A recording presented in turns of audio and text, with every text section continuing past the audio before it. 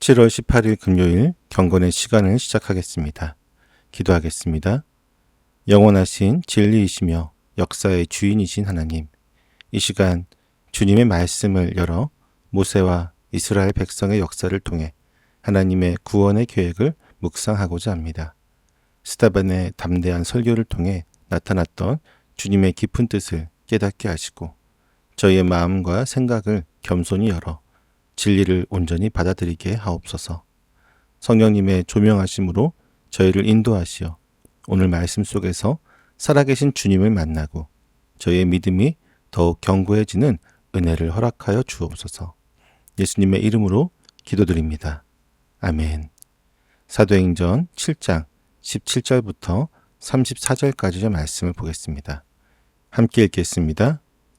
하나님께서 아브라함에게 약속하신 때가 가까이 왔을 때에 그 백성은 이집트에서 늘어나고 불어났습니다. 마침내 요셉을 알지 못하는 다른 임금이 이집트의 왕 위에 올랐습니다. 이 임금이 우리 결혜에게 교활한 정책을 써서 우리 조상들을 학대하되 갓난 아기들을 내다 버리게 하여서 살아남지 못하게 하였습니다. 바로 이때에 모세가 태어났습니다. 그는 용모가 아주 잘생긴 아기였습니다. 그의 부모는 그를 3달 동안 몰래 집에서 길렀습니다. 그 뒤에 어쩔 수 없어서 내다 버렸는데 바로의 딸이 데려다가 자기 아들로 삼아서 길렀습니다. 모세는 이집트 사람의 모든 지혜를 배워서 그 하는 말과 하는 일에 능력이 있었습니다.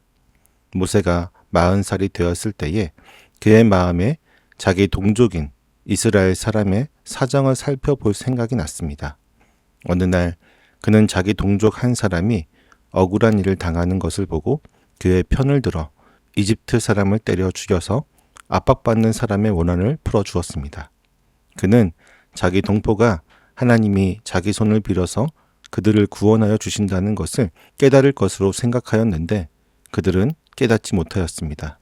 이튿날 모세는 동족들끼리 서로 싸우는 자리에 나타나서 그들을 화해시키려고 하여 말하기를 이 사람들아 그대들은 한 형제가 아닌가. 그런데 어찌하여 서로 해하는가 하였습니다. 그런데 동료에게 해를 입히던 사람이 모세를 떠밀고서 이렇게 말하였습니다. 누가 너를 우리의 지도자와 재판관으로 세웠느냐. 어제는 이집트 사람을 죽이더니 오늘은 또 나를 그렇게 죽이려 하는가. 이 말을 듣고서 모세는 도망하여 미디안 땅에서 나그네가 되었습니다. 거기서 그는 아들 2을 낳았습니다. 40년이 지난 뒤에 천사가 시내산 광야에서 가시나무 떨기 불길 속에서 모세에게 나타났습니다. 모세가 이 광경을 보고 기이하게 여겨서 자세히 보려고 가까이 가는데 주님의 음성이 들렸습니다. 나는 내 조상들의 하나님, 곧 아브라함의 하나님, 이삭의 하나님, 야곱의 하나님이다. 모세는 두려워서 감히 바라보지 못하였습니다. 때에 주님께서 모세에게 말씀하셨습니다. 내 신발을 벗어라. 내가 서 있는 곳은 거룩한 땅이다. 나는 이집트에 있는 내 백성이 학대받는 것을 분명히 보았고 또 그들이 신음하는 소리를 들었다. 그러므로 나는 그들을 구원하려고 내려왔다. 이제 내가 너를 이집트로 보내니 너는 가거라. 아멘. 스데반은 아브라함과 요셉의 이야기를 마친 후에 이제 모세의 시대로 넘어갑니다. 그는 하나님께서 아브라함에게 약속하신 때가 가까이 왔을 때 그 백성은 이집트에서 늘어나고 불어났다고 설명합니다. 이는 이스라엘 자손이 요셉의 초청으로 애굽에 정착한 이후 큰 민족으로 성장하여 하나님의 언약이 신실하게 이루어지고 있음을 보여줍니다. 동시에 창세기 15장에서 아브라함에게 예고되었던 400년간의 종살이 후 큰 재물을 이끌고 나오리라고 하는 하나님의 언약이 성취될 시점이 임박했음을 의미하기도 합니다. 그러나 번성하는 이스라엘 백성에게 새로운 위협이 닥쳤습니다. 스데반은 마침내 요셉을 알지 못하는 다른 임금이 이집트 왕위에 올랐다고 말합니다. 이 새로운 왕은 요셉과 그의 공로를 전혀 알지 못하였고 혹은 번성하는 이스라엘 백성에게서 위협을 느끼고 의도적으로 요셉에 대한 기억을 지우려고 했을 가능성도 있습니다. 그는 우리 결의에게 교활한 정책을 써서 우리 조상들을 학대하되 갓난 아기들을 내다 버리게 하여서 살아남지 못하게 하였다고 고발합니다. 이는 출애굽기 1장에서 기록된 히브리 산파들에게 나마를 죽이라고 명령하고 강에 던져 죽이게 한 바로의 잔인하고 기만적인 학대 정책을 지칭합니다. 이처럼 이스라엘 백성은 하나님의 언약 성취를 기다리는 동안 극심한 고난과 생명의 위협에 직면하게 되었습니다. 하나님의 백성이 외부의 박해와 압제에 직면하는 상황은 구속사 전반에 걸쳐 나타나는 중요한 패턴이며, 이러한 고난 속에서도 하나님은 당신의 계획을 신실하게 이루어 가신다는 것을 스데반은 설교하고 있습니다. 이러한 바로의 잔인한 학대 속에서 모세가 태어났다고 스데반은 증언합니다. 이 중요한 때에 태어난 모세는 비극적인 시대 속에서도 스데반이 용모가 아주 잘생긴 아기였다고 덧붙이는데, 이는 하나님 보시기에 특별한 아기였음을 의미합니다. 그의 부모는 생명의 위협 속에서도 그를 3달 동안 몰래 집에서 길렀습니다. 이 짧은 기간은 부모의 극진한 사랑과 믿음, 그리고 하나님의 은밀한 보호가 있었음을 보여줍니다. 결국 더 이상 숨길 수 없게 되자 그들은 어쩔 수 없이 모세를 파피루스 상자에 넣어 나일강에 버렸습니다. 그러나 여기서 하나님의 놀라운 섭리가 나타나게 됩니다. 스데반은 그 뒤에 어쩔 수 없어서 내다 버렸는데 바로의 딸이 데려다가 자기의 아들로 삼아서 길렀다고 설명합니다. 가장 잔인한 명령을 내린 바로의 그 딸이 하나님의 구원 계획을 위해 모세를 키우는 역설적인 상황은 하나님의 주권적인 역사가 인간의 악의조차도 당신의 뜻을 이루는 도구로 사용하신다는 것을 보여줍니다. 모세는 이집트 궁궐에서 자라면서 이집트 사람의 모든 지혜를 배워서 그 하는 말과 하는 일에 능력이 있었다고 스데반은 강조합니다. 구약 성경에는 명시되지 않았지만 후대 유대 문헌들에도 언급된 이 내용들은 하나님께서 이집트의 지혜를 통해서라도 모세를 당신 백성의 구원자로 준비시켰음을 보여주고 있습니다. 이는 곧 하나님이 유대인만을 통해서가 아니라 세상의 지혜와 능력을 통해서도 당신의 구원 사역을 이루실 수 있음을 상기시키는 대목입니다. 비록 모세 자신이 후에 언변이 부족하다고 말했지만 스데반은 그가 말과 행동에 능했다고 함으로써 모세의 선지자적인 역할을 부각시키고 있습니다. 이처럼 하나님은 이스라엘이 고통받고 있는 동안에도 약속에 신실하셨으며 구원자를 세워 그를 미래의 역할을 위해 준비시키셨습니다. 이 모든 과정에서 하나님께서 모세와 함께 하셨다는 것은 분명한 그 증거가 됩니다. 모세는 궁정에서 최고의 교육을 받으며 성장했지만 그의 마음에 자기 동족을 향한 마음이 있었습니다. 스데반은 모세가 40살이 되었을 때 그의 마음에 자기 동족인 이스라엘 사람의 사정을 살펴볼 생각이 났다고 말합니다. 여기서 살펴본다라고 하는 동사는 하나님이나 그분의 사자가 백성들을 보살피고 돌보는 행위에서 사용되는 표현입니다. 이는 모세가 하나님이 보내신 사자로서 동족들을 돌보러 갔음을 암시합니다.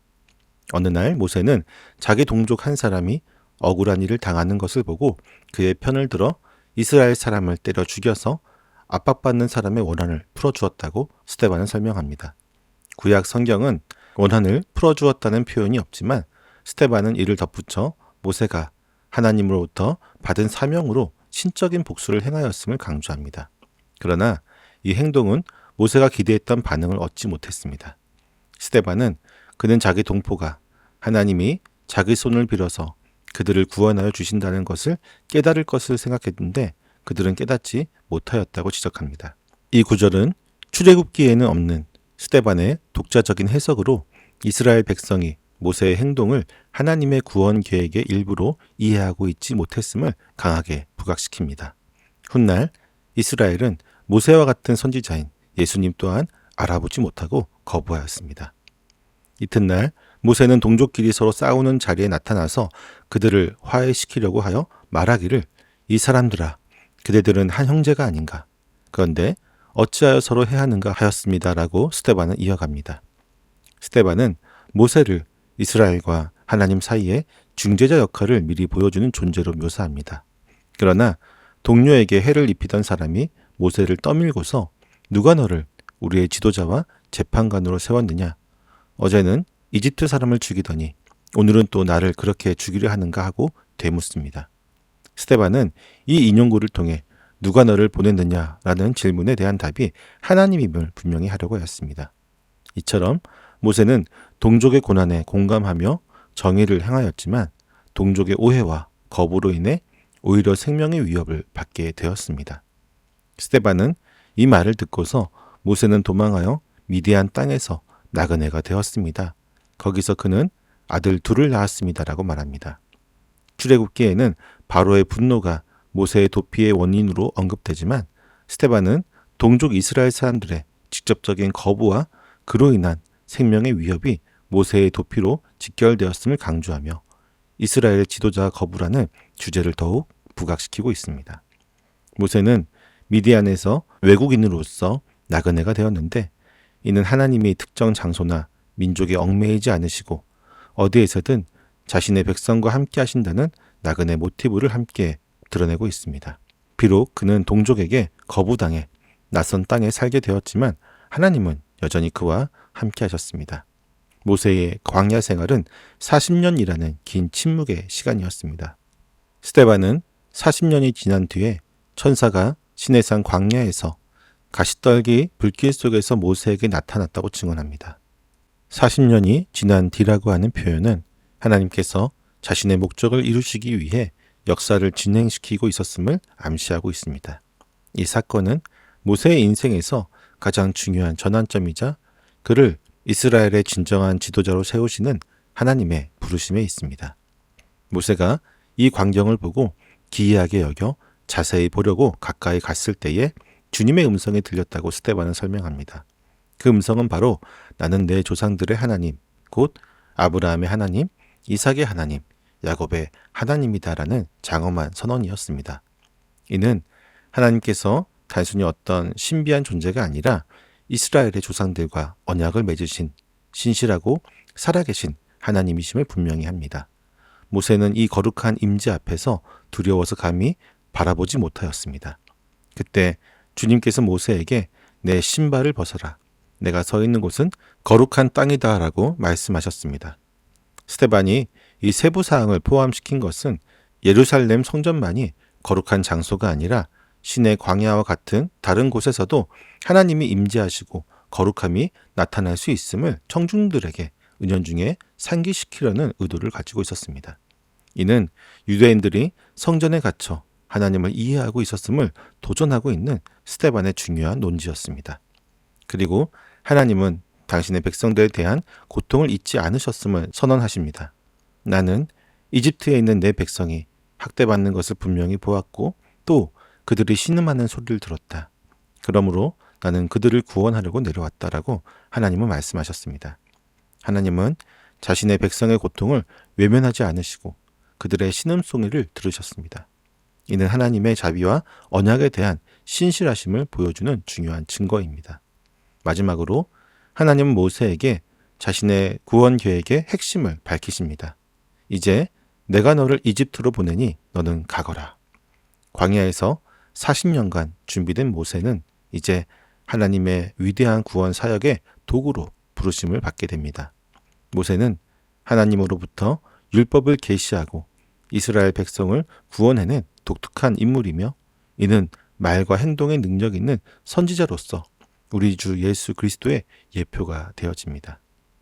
스데반의 설교는 이스라엘 백성이 이집트에서 번성하면서도 동시에 극심한 학대와 생명의 위협에 직면했던 상황과 그 가운데서 모세가 나타나 하나님의 섭리 가운데 성장하고 부르심을 받는 과정을 통해 모세의 첫 구원 시도는 동족의 오해와 거부로 인해 실패했지만 하나님은 광야 40년의 침묵 끝에 직접 모세를 찾아오셔서 그를 이스라엘의 진정한 지도자로 세우셨음을 드러냈습니다.